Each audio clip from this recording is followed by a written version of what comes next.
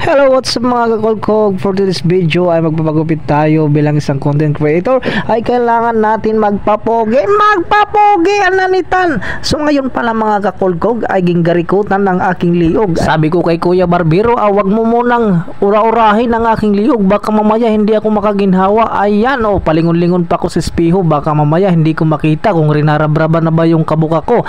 So ayun na nga mga kakolkog, kinuha na ni Kuya ang kanyang razor na gagamitin sa paggupit ng aking buhok. Ayan, ang gwapo pala ng ating barbero. Ayan lang nga mga guys, sinimulan na ang pagrapdot ng ating buhok. Ayan, inumpisahan muna niyan dyan sa aking may piring. Pereng!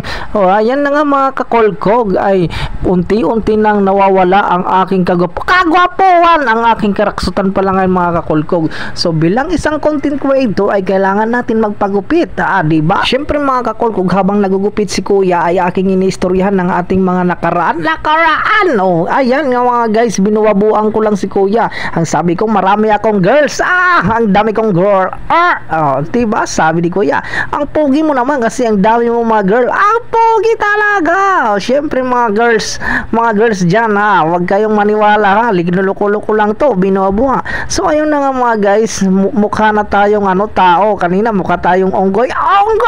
Ayan na nga mga guys, palingon-lingon pa si Kuya, baka mahiwi yung harot natin, baka magtinapar siya. Pero syempre mga guys, shout out na ang ating barbero na pinakagwapo. Siya pala ay si Kuya Bernie sa Barangay Migara. Siya ang nagupit sa buhok ko. Syempre yung sa kabila hindi mo alam, pero yung ginugupitan ni Kuya, yung sa kabila, yung sa likod ko mga guys, kilala ko yan. Oragon yan, tagano yan, tagahimautan na ko yan, nakatrabaho ko dati. Sobrang orag yan, na lalaki yan mga guys. Syempre ang pangalan yan mga guys ay si John Ray Dialagdon. Siya yung katrabaho ko dati na medyo uragon. Alright, taga Kapukan yan. Ay, Kapukan State, taga Himautan pala. Alam nyo ba mga kakulkog na 2 oras na ako ginugupitan ni Kuya kasi sabi niya, hinahinayin lang natin ang pagupit para ang resulta mamaya gwapo.